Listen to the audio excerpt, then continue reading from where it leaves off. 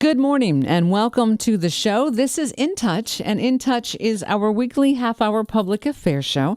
At the end of the show today, if you are a member of a nonprofit group or organization, if you are a company here in the Hudson Valley, in Orange County, in Sullivan County, that are helping out a nonprofit organization, whether through an informational campaign, whether helping them out to get volunteers, or to even raise monies, we'd love to have you on the program. So as I mentioned, at the end, we'll give you all the information. Let me tell you that this is pre-recorded. We will have websites, we will have phone numbers, and whatever station you're listening to this morning, you can go to their website, use the keyword In Touch, and you can get the article that pertains to this show. So you can have links to all that information and have it right at your fingertips whenever you need it. So let me turn on the microphone and welcome back. She came back, which is wonderful.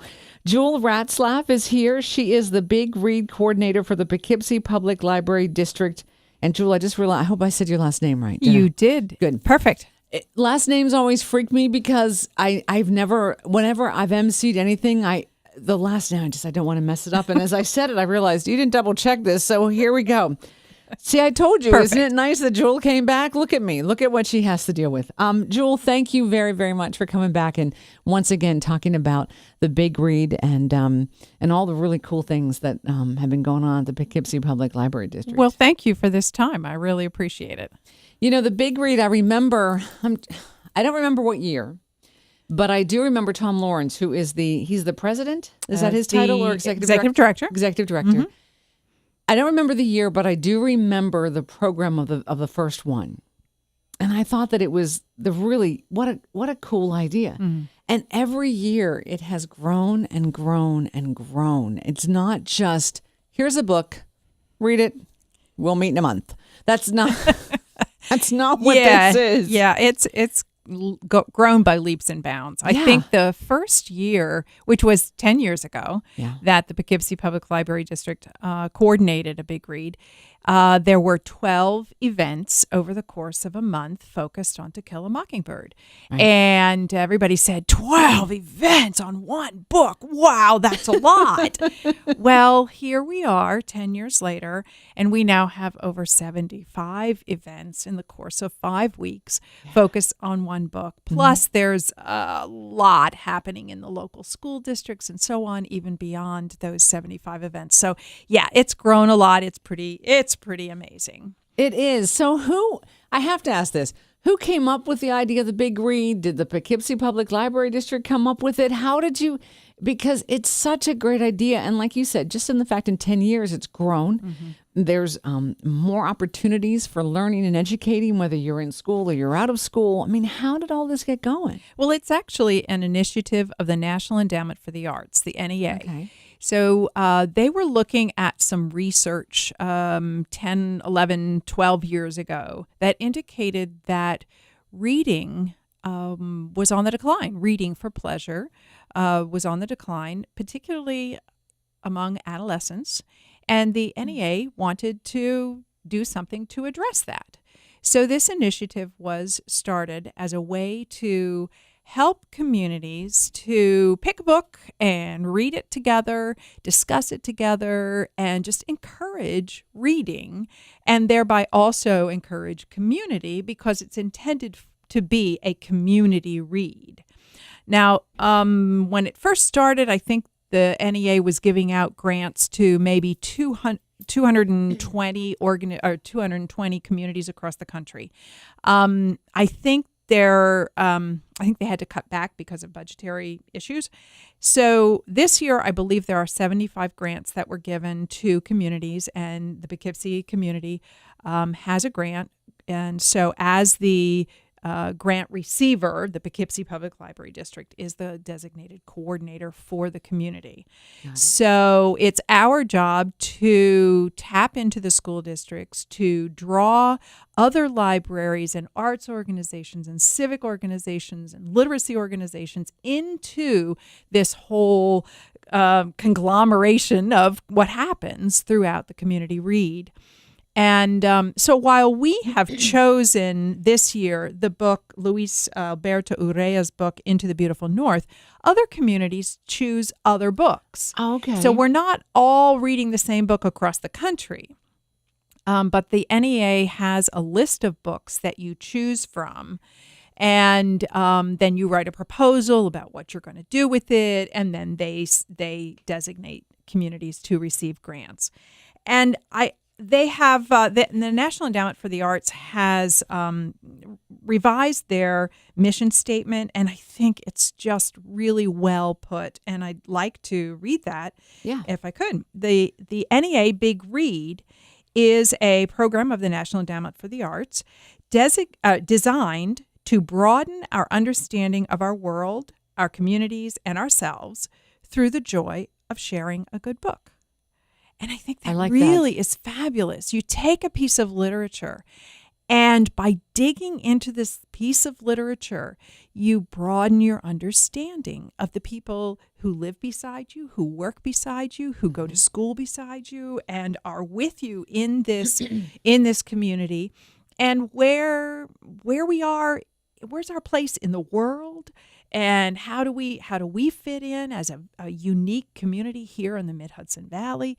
What issues are we dealing with, and how can a piece of literature kind of open doors to discussion, learning, and greater understanding? So that's what it's all about.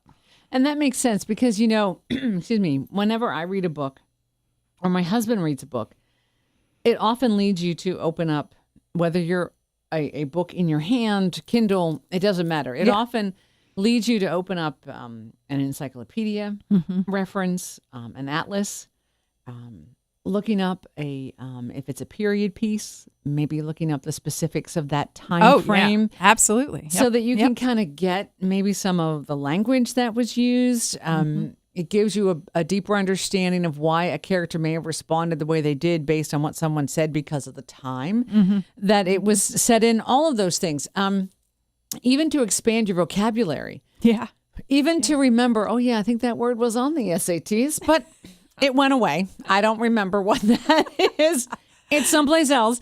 And then you go, okay, got it. But it does, like I said, my husband and I, we find ourselves with like a couple of books beside us while we're reading some books. Just to do exactly what you said is, you learn more about you learn more about the world, you learn more about the community. I always love learning about the author as well and finding out the background and his or her story and, what led them to write, where do they grow up? Where do they live? Because all of that has an impact. It sure does. And we are just so fortunate that our author for this year's book, Luis Alberto Urrea, is actually coming to Poughkeepsie. So people can read the book and come and meet him and ask questions and so on. So that's really exciting. And of course, as you were saying, his background greatly informs the work that he publishes. He was born to a Mexican father and American mother, and in Mexico, but right near the border. And when he was five, they moved across into the United States in the San Diego area. But because there was family in Mexico, he was back and forth all his life. So he literally grew up with two languages, two countries, two cultures, and that is what he writes. Wow. So he writes nonfiction, poetry, fiction. He's published 16 books. And it's all about this dual cultural thing that's going on in his life and in his family. And as he sees it, also manifesting itself in issues surrounding what is American. Who are we as Americans? How do we feel about immigrants? Right. And so this particular work, Into the Beautiful North, is a work of fiction. And he sprinkles in, it's a border crossing. It's a story of a 19-year-old girl and her quest to cross the border, find her father, et cetera. We can get into the details of the book, but it's a bigger story too, because it is about borders and cultures and what happens to a family, to a young person when dad isn't there because he's gone to find work to help support them. There's economic issues, there's cultural issues, there's language issues. There's just, I mean, it's just an enormous, wonderful basket of things to discuss. Plus, he infuses humor in this book. So it's not a heavy book. It's a fun book to read. And the characters are surprising and delightful and very diverse. So it really is a great read. And I think that high schoolers will enjoy it since the main character is a 19-year-old. Right. So it's very contemporary. And she goes with a couple of buddies of hers. And the one is kind of a goth girl. She's been online. One of her favorite bands is from Denmark. And, so even though they come from a small village in Mexico, they know some things about the world, and they've developed some unique characteristics and personality and so on. It's just a great read. Very cool. So how does this all start, and okay, this is the part where I ask 6 questions at once. You can pick whichever one you Go for want. Like, when does it start? How can people get their hands on the book? And what are just, some of, because I know you said there's 75 events, which we could run down the laundry list, but no one will remember. So maybe some of your favorite events. So sure. How can people participate? Sure.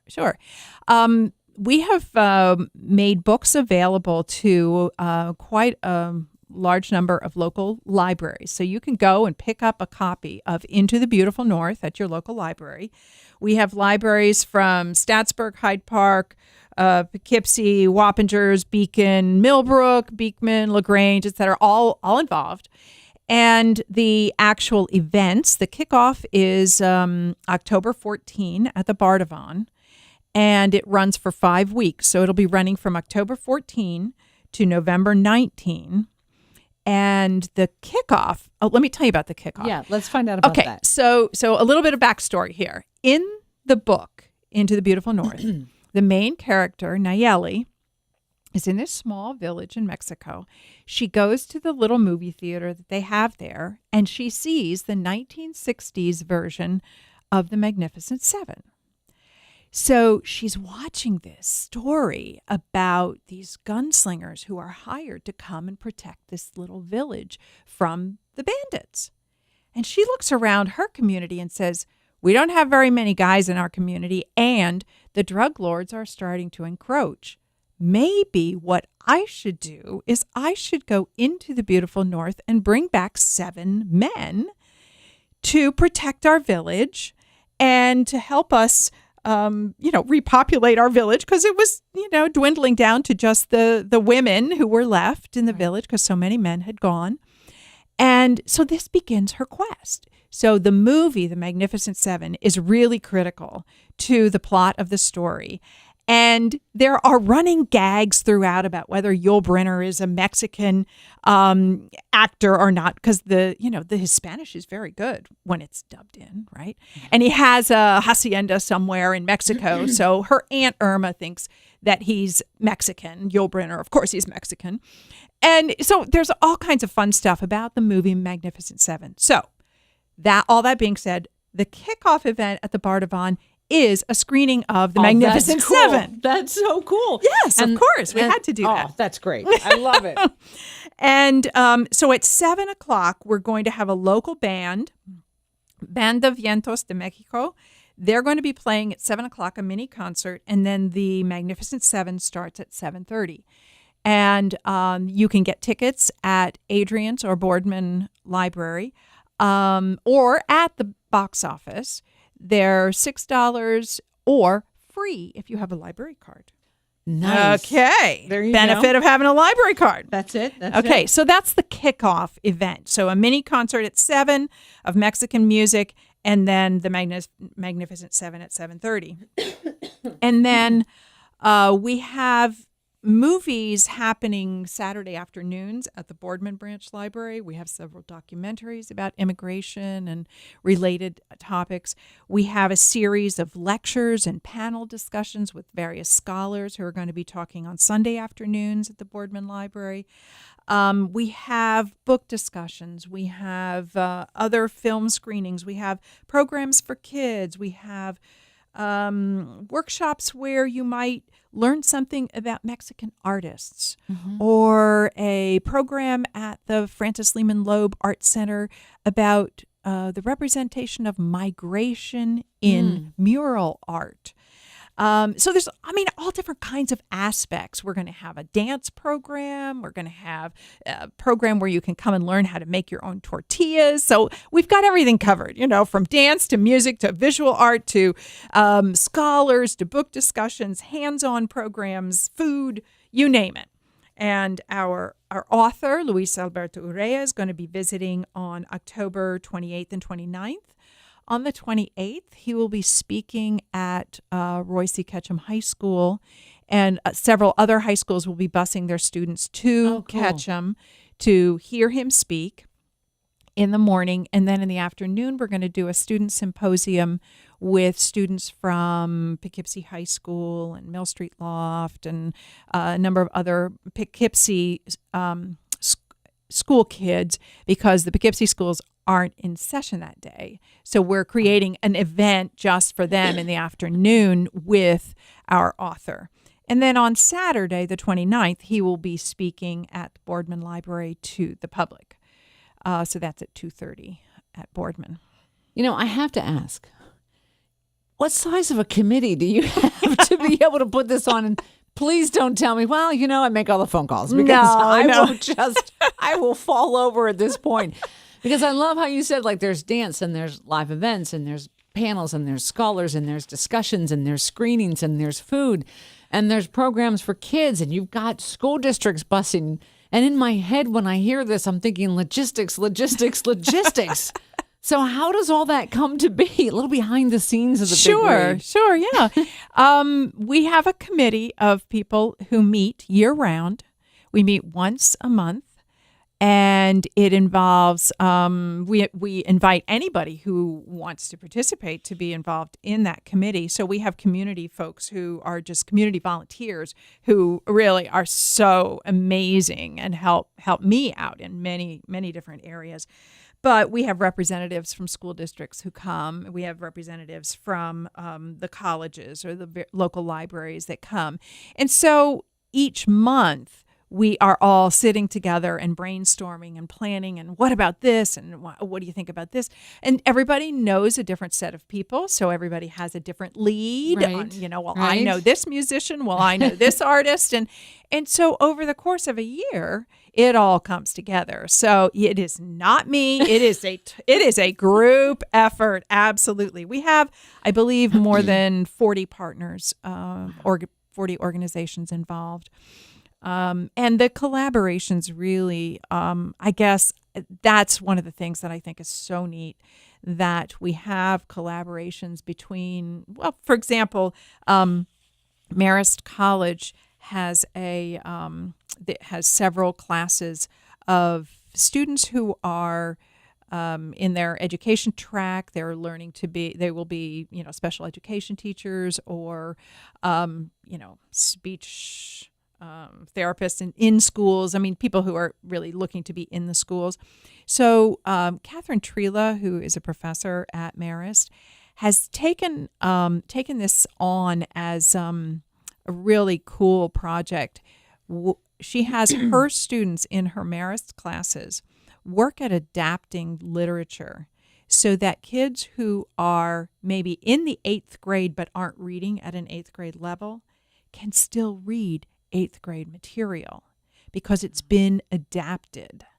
And so it gives Marist classes, Marist students, the opportunity to do something that's really practical. It gives them new skills, new tools, and new understanding of how to approach literature when a child is not reading at their grade level. And then the end product goes to BOCES Salt Point Education Center, and those kids have books that are that other 8th graders or other 7th graders are reading in all the other schools, Nice. and they get to read it too, because it's been made accessible to them at their level. And they're not left behind. Exactly. They're part of something bigger. So it really is wonderful. I mean, those kinds of collaborations are just fabulous. Another example of a collaboration is that Spark Media Project is going to be doing some in-school residencies at Poughkeepsie High School and Ketchum High School, where they'll be using the literature as a jumping off point to look at whatever topics the kids are really interested in digging into. And then Spark Media Project will help them create some animation or some radio PSAs or some short films or who knows what.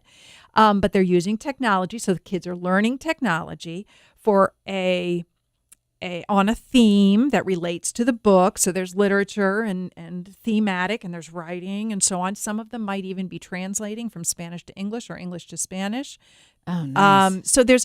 And then those projects, those kids will have an opportunity to present them to the author. Oh, okay. Hang on. I just like that's. How awesome is that? Yeah. If you had told me that when I was in high school and college, that you would have a chance and you would do that and it would be. Yeah. Yeah. That just like the hair just went up on the back of my neck. I just like that. What a cool opportunity. It's really wonderful. It really is wonderful. And it just, Wow. it's really so exciting to be involved in this whole project. And I just really appreciate you giving me the chance to share this with your radio audience, because I think everybody ought to know about this. Everybody needs to hear all these great things that are happening. It's no wonder you guys got the grant. I mean, not that I didn't think you deserved the grant before, because anytime either you or Tom has been on the program, like with Tom, I just say hi and bye. Like, that's it. I mean, and he, like, I could leave the room and just leave the microphone on and he's got it. So much to talk about. And the whole thing. And that's what's always amazed me about the Poughkeepsie Public Library District. This is not just, I don't know, you guys walk the walk. You don't just talk the talk. I mean, you guys really work. There are programs. You listen to the community. You find out what people need. If there's any elections that come up, you guys are always like, here, this is what it is. This is what we're looking for. This is what it can do. Here's the advantages of it, just so people are informed before they vote, which no matter how you vote, you need to be informed. You've got to have all the information. And that's always impressed me. But when you look at what you read about the NEA's mission statement, that the big read is designed to broaden our understanding of our world, our communities, and ourselves through the joy of sharing a good book, and you look at the grants, just this conversation, they would be silly not to give you guys a grant. Look at all that. When you talk about, you have 40 different folks that are on the committee from all different walks of life and people who know, and that's that. I feel you guys are doing exactly what this program was designed to do. Kids are learning in how they do something that still involves the book. Whether someone has a love of cooking, it still involves the book. Yep. I love the fact that the Magnificent Seven is back on the big screen. Yeah. Redone. Remake. Yep. So that's kind of, people are like, oh wait, haven't I heard that yet? Yes. But I remember, the original. Yeah. Okay. Well, okay. I watched it when I was 3. If it was 1967, yeah. Okay, never mind. There was no need to reveal any of that. Right. I think I watched it on, classic movies. Thank you. There you go. That's what it was. Yep. And I think it really is exciting to see the spectrum of ages involved. This year, for the first time, we have the Town of Poughkeepsie's Senior Center involved, and they're going to do a book club. Dutchess Community College is going to send a student to help out, perhaps, with that book club. And then at the other end of the spectrum, we have, for the first time, the Catholic elementary schools in Dutchess County are reading the companion books to this. Yeah, so there are 2 other books. There is Any Small Goodness by Tony Johnston, and that is an elementary level book. And Crossing the Wire by Will Hobbs is a middle school book. And they both have this similar themes of Mexican American families and different cultures, and how, integrating and yet feeling proud of your culture and so on. So they'll be able to have their own discussions. So if you have a family sitting at the table with an elementary schooler and a middle schooler and a high schooler and mom and dad, they can all talk about these sorts of issues and talk about the neighbor, perhaps, who just came from Mexico, and getting to know them and reaching out to them, Right. and talk about immigration. I mean, what a hot topic during this political season. We just felt it was going to be really an important thing for us to be looking at as a community and expanding our understanding of how do we really feel about immigration. Right. And so we've got some great panels and scholars who are going to be talking about that. I'm so grateful that we have these great colleges in the area, Vassar, Bard, Marist, and Dutchess. I mean, what great resources we've been able to tap into. And you guys have. Again, going back to what you said at the beginning of the show, it started, about 10 years ago? Yep. There were 12 events in a month, and now there's 75. Yeah. So that shows not only the work that you guys do, but also the interest in the community. And there were connections that were made. Yes. And connections that remain, and new ones to be found and to be developed as well. I mean, that really is the magic of having seen this, having watched this grow. Let's try proper, somewhat English. Having watched this grow from the outside, it's just such a cool thing. It also, what I love is in the past couple of years, on my Facebook page, Instagram, and Twitter, I've noticed people with the hashtag Big Read. I've noticed people going, hey, I started the book, have you? At that point, I feel like that's another level that you reach when people start putting on social media, this is what I'm reading, this is what I'm participating in, and the hashtag. Yeah. I think that, again, like I said, I think it steps it up into a whole nother level. Especially if you talk about the NEA, when they designed this, was that there was a decline in reading, and a lot of people think that, and so it doesn't have to be. Right. And you get on social media on some of the platforms that may have a younger demographic than the others, and you're making an impact in ways you may not even know yet. I am so fortunate to have a young woman, Emma Dooley, who is, I'm calling her our Big Read social media ambassador. She's a young woman who has worked with Spark Media. She's now at Dutchess Community College, and she's volunteering her time to help push the Big Read events out into social media more than I have time to do. I'm seeing them, and so on. I'm seeing them. I'm All just right. saying. So I may not be in the demographic, but I'm definitely seeing them. Excellent. I'm seeing them. A lot of our information will be on Facebook at Poughkeepsie Public Library District, but you can go to our website, which is POKLIB. That stands for Poughkeepsie Library, POKLIB.org.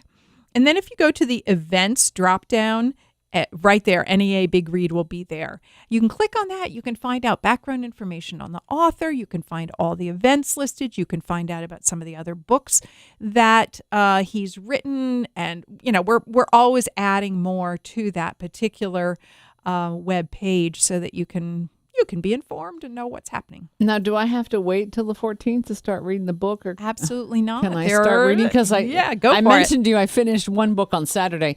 I started another one, but I'm only one chapter in, so I'm not emotionally invested yet. So I could push that aside. Yep.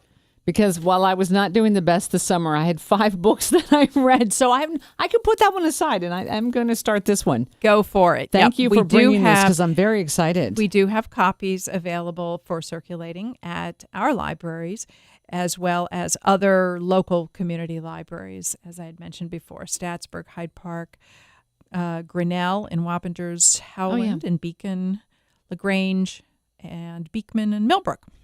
Well, Jewel, believe it or not, we have a minute and a half left. It goes so fast when you think it wouldn't. Any closing comments, thoughts you'd like to leave with folks this morning?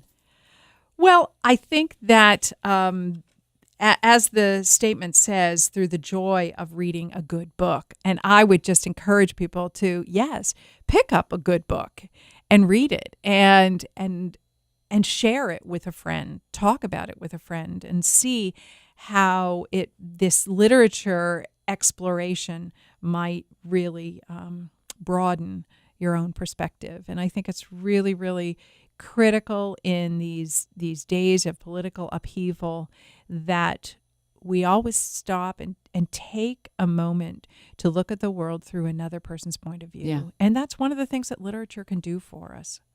I agree. I completely agree. Now, just a point that I want to make. This program, you may be hearing this on Sunday, October 2nd, or you may be hearing this on Sunday, October 16th. There will be 2 airings of this program. If you're hearing it on the 2nd, then the kickoff and the movie at the Bardavon has yet to happen on October 14th. If you're hearing this on the 16th, yes, that has already happened, but there's 75 other events going on for the next 5 weeks. So please, I just wanted to make that point so that you don't go, oh, man, I missed it. No, you have not. There are like Still 75 events. Just go to poughkeepsie.org and click events. And all of that will be there. Jewel, thank you so very much for being your patience and being willing to come back behind the microphone again. Thank you, Beth. We really appreciate it. No problem. And hopefully you have learned something. There's something from this program that you can take away. As I mentioned at the beginning, whatever radio station you're listening to this morning, just head to their website, keyword In Touch. It will get you to the article and also have a copy of this interview, so on demand. And we'll have links in that article to the Facebook page, to the website, and we encourage you to explore and to learn and to be a part of this year's Big Read. If you would like to be on the show, talk about what is important to you, here's how you can get a hold of me. 845-471-1500. My extension is 159. My email is beth.christie@townsquaremedia.com. You can find me on Facebook and Twitter and Instagram and Pinterest, and I'm probably too many places, but you can find me. Take care of yourself and those you love, and we'll see you right here next week.